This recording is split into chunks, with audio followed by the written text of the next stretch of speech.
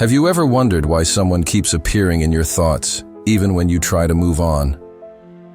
No matter how much time passes, that person remains, like a persistent shadow in your mind.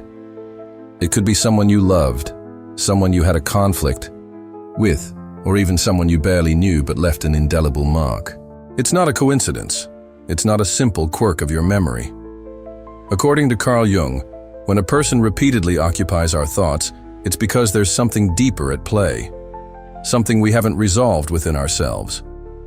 Jung believed that the mind is not just a logical mechanism, but a vast ocean of symbols, memories, and hidden emotions.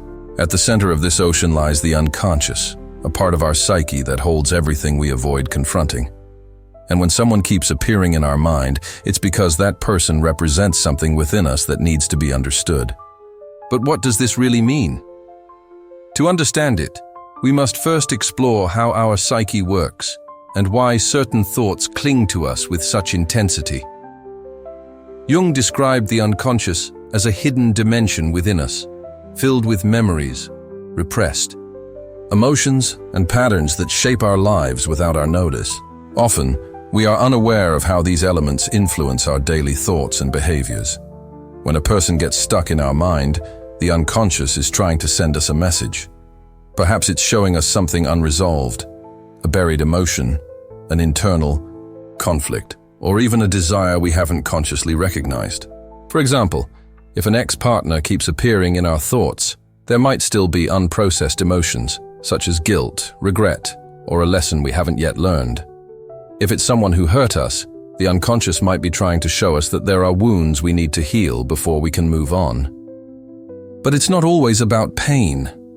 Sometimes, the presence of someone in our mind indicates that person symbolizes something important for our personal growth.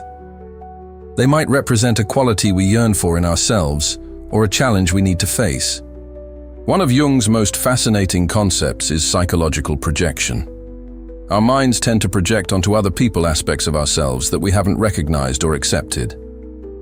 Imagine someone deeply irritates you for no apparent reason. That emotional intensity could be a sign that this person is reflecting something within you that you don't want to see. Perhaps they have a trait that you secretly possess but struggle to admit.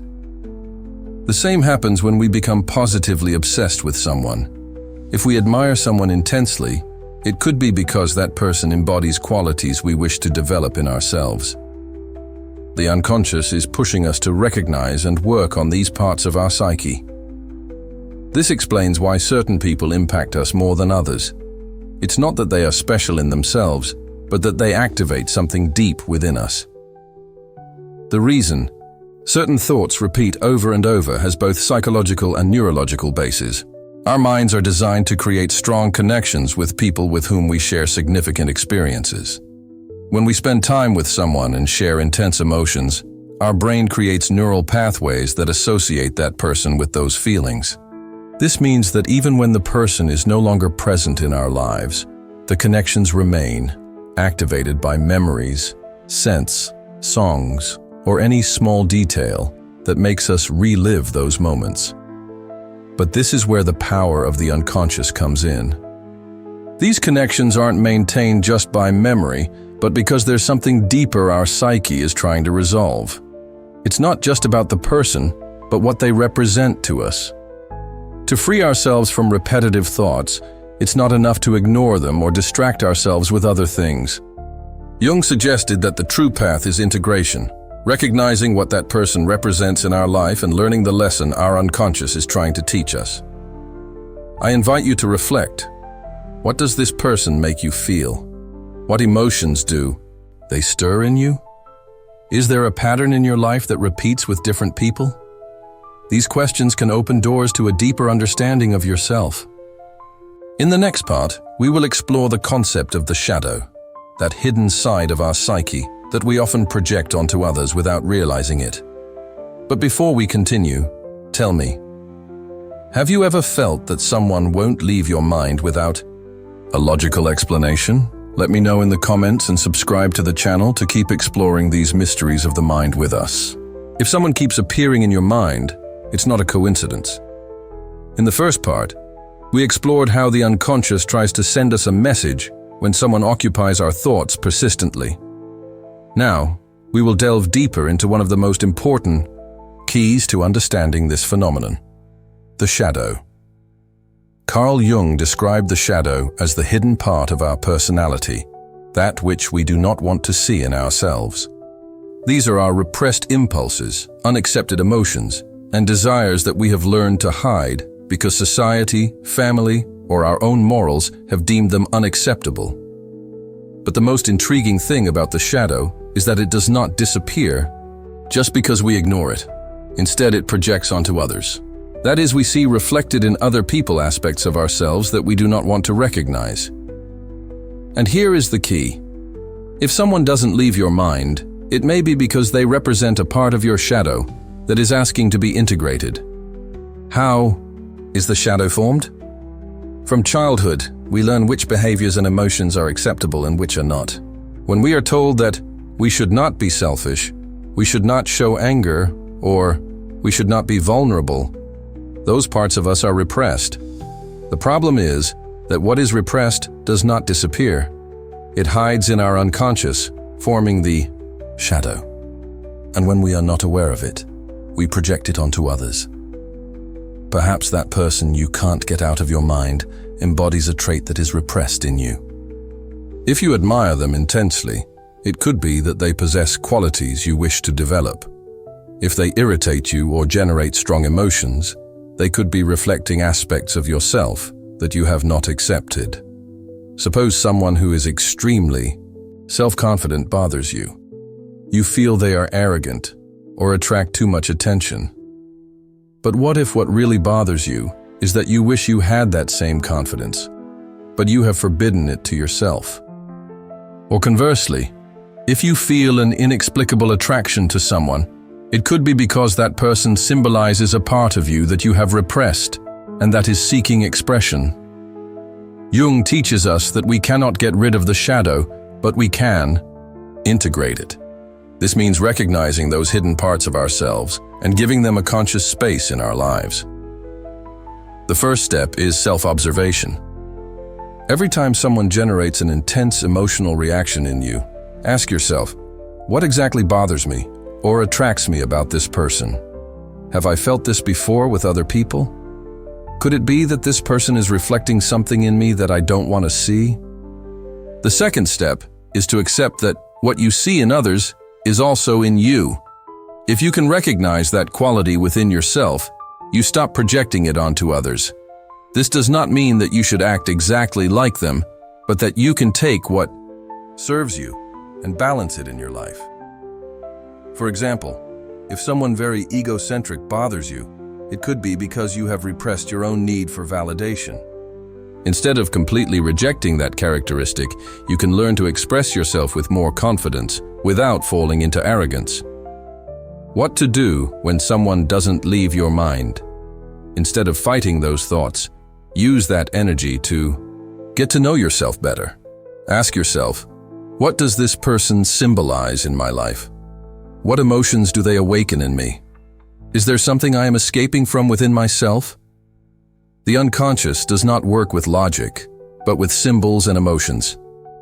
If someone keeps appearing in your mind, it is not the person themselves that matters, but what they represent for your growth. Moreover, in many cases, that persistent presence may be a sign that there is a pending lesson. Perhaps you need to close an emotional cycle, heal a past wound, or develop a quality that the person symbolizes. If you ignore the message, the feeling of obsession or attraction will not disappear. It will only manifest in another form. Sometimes the solution is not to approach the person in question, but to do inner work of recognition and acceptance. Facing the shadow requires courage, but it is an essential step to achieve a more balanced and authentic life. So the next time someone doesn't leave your mind, instead of obsessing over the person, observe yourself. The answer you are looking for might be within you. Sometimes, it seems like the universe sends us signals. We repeatedly encounter the same person, see their name in unexpected places, or receive messages that remind us of them. Is it just a coincidence? Or is there something deeper at play? For Carl Jung, these events are not mere accidents, but expressions of synchronicity, meaningful connections that emerge from the collective unconscious and invite us to pay attention to what is happening in our psyche. Jung defined synchronicity as the coincidence of two or more events that are connected not by causality, but by meaning. In other words, it is not that one event causes the other, but that both reflect a deeper pattern that helps us understand our own psychological development. In the context of recurring thoughts about someone, synchronicity could manifest in unexpected encounters, persistent dreams, or the feeling that this person has a message for us. This leads us to wonder, what meaning does this connection have? What is our mind telling us? Often, these recurring thoughts arise when there is an unlearned lesson or an unresolved emotion. Perhaps this person represents an archetype in our life, the lover, the mentor, the rival, the protector. In Jungian psychology, archetypes are universal patterns of experience that influence our emotions and behaviors. Recognizing the archetype, associated with someone who occupies our mind, can help us understand which aspect of our psyche is seeking integration. Moreover, synchronicity can act as a guide in our individuation process. When a person constantly appears in our thoughts, it may be a sign that there is something in our own identity that we have not yet fully embraced. Individuation, according to Jung, is the process of integrating all aspects of our being, including the parts we have repressed or ignored. By exploring the reason why a person remains present in our mind, we can discover areas of our personal growth that need attention. But there is something else we must consider: the role of emotional energy in these connections. The intensity with which we think about someone may be directly related to the unprocessed emotional charge we have towards that person. If we feel a strong attraction, perhaps there is a part of us that longs to express something that has been repressed. If we feel rejection or irritation, it could be a projection of our own shadow, that part of ourselves that we have denied. At the same time, not all synchronicities mean that we should actively seek out that person. Sometimes, the message is not in the relationship itself, but in what it symbolizes for us. The key lies in introspection. Instead of being carried away by obsession or the desire for immediate answers, we can observe our thoughts with an attitude of openness and analysis. So, what can we do with this information? Instead of resisting these thoughts, we can observe them with curiosity and openness. What emotions arise when we think about this person? Do we feel attracted, angry, nostalgic? Each of these emotions is a clue about what our psyche wants to show us. Instead of seeing these thoughts as a distraction or an obsession, we can see them as a portal to a deeper understanding of ourselves. To work with these experiences, it is useful to keep a journal where we record each time this person appears in our mind and what was happening at that moment. Was there any recurring feeling, any pattern of behavior? Over time, this will allow us to identify if there is a hidden message behind the repetition of these thoughts.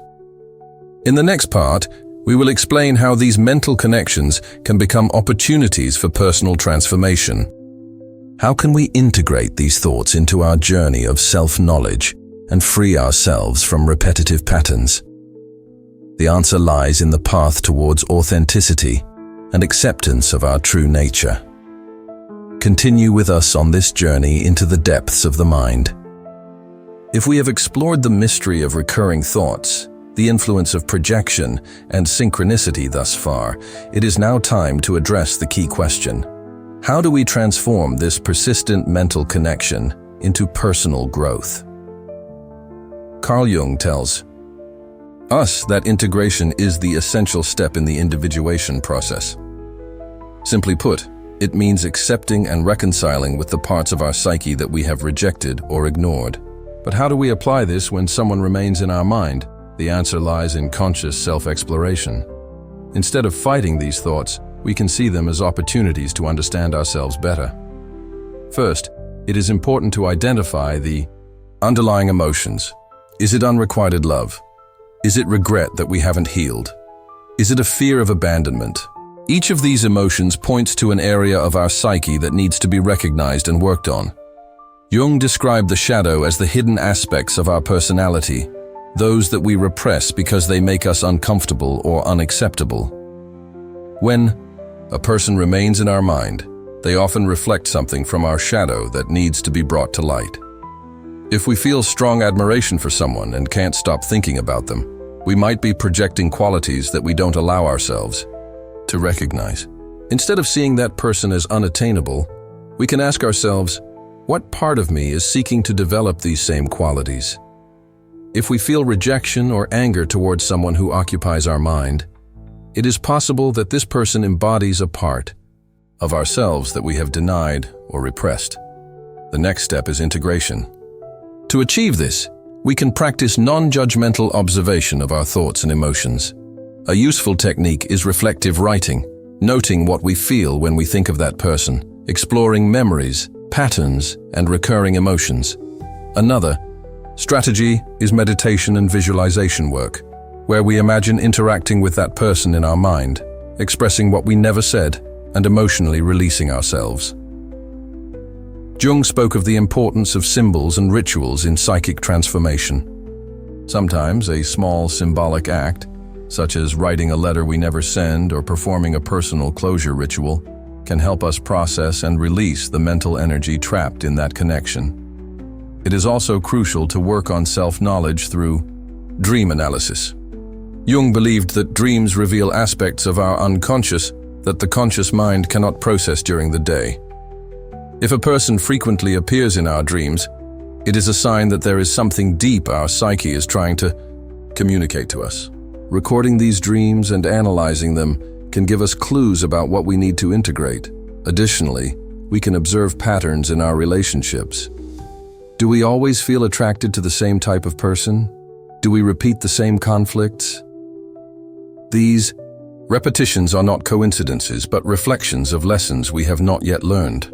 By becoming aware of these cycles, we can break free from them and evolve. It is important to remember that individuation is not a destination, but a continuous process of self-discovery. As we face these emotions and work on our integration, we begin to live with greater authenticity. Stopping obsessive thoughts about someone does not mean forgetting, but learning what that connection had to teach us and moving forward with a deeper understanding of ourselves. After the journey we have undertaken in this video, we have discovered that when someone remains in our mind, it is not by chance. It is a message from our own psyche, a reflection of unconscious aspects seeking to come to light. But now we reach the most important part. How can we close this cycle and move forward with greater clarity and fulfillment? The key to this final stage is conscious detachment. It is not about forcing ourselves to forget the person or repressing our feelings, but accepting the experience, learning from it, and allowing it to flow without resistance. The first step to freeing ourselves is accepting the reality of the situation. Perhaps that person is no longer part of our life. Perhaps they never shared our feelings, or their presence in our mind is symbolic. Acceptance liberates us from unnecessary suffering. Our psyche is accustomed to certain thought patterns. If we constantly remember someone, it is because our mind has created an automatic connection. To break this, we can practice conscious redirection. Whenever the thought appears, instead of clinging to it, we can choose to focus on another activity, a personal goal, or a practice that nourishes us. Jung said that psychic energy does not disappear but transforms. If we feel a strong attachment or emotion towards someone, we can channel that energy into something productive: art, writing, exercise, or any creative expression. By doing so, we redirect the emotional charge towards something that strengthens us rather than consuming ourselves in repetitive thoughts. Often, what keeps us trapped in obsessive thoughts is the feeling of an unfinished cycle. If we never had the chance to say goodbye or express what we felt, our mind keeps seeking resolution. In this case, performing a symbolic closure can be very powerful. Writing a letter to the person without sending it, conducting a small farewell, ritual, or simply taking a moment to reflect and tell ourselves, "This chapter has ended," can make a big difference. At the core, the persistence of thoughts about someone else is often related to an internal disconnection.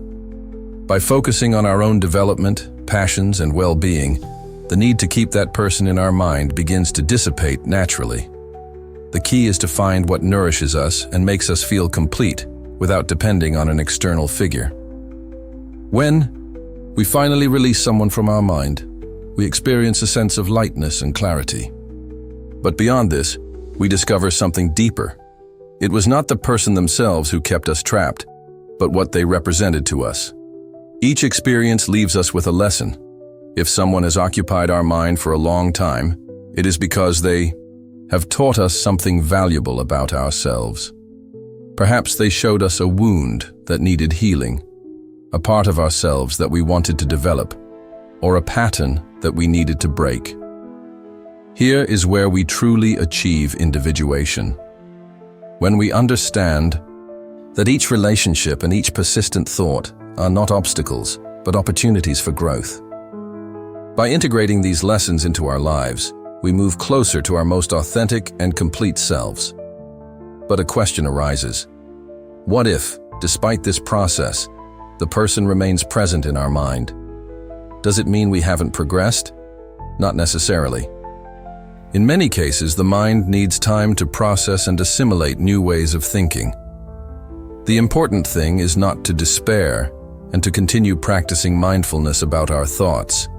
If, after all this, you still feel that the presence of that person affects you emotionally, you can ask yourself, is there something within me that I still haven't faced? Am I avoiding a deeper feeling? Jung said that the shadow hides those aspects that we resist seeing. So sometimes the key is not in letting go of the other, but in integrating what that person reflects about ourselves. If you liked this video, don't forget to subscribe to the channel and turn on notifications to continue exploring the mysteries of deep psychology. See you in the next episode, where we will explain another enigma of the human mind.